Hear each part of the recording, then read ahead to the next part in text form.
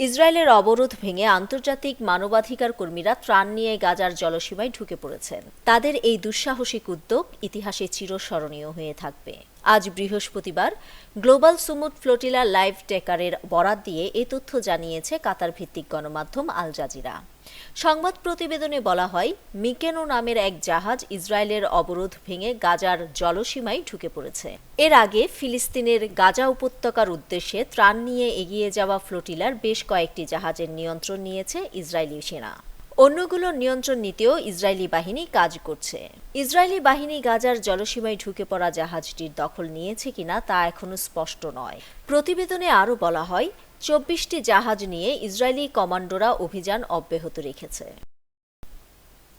News desk, Dainik Purbokone.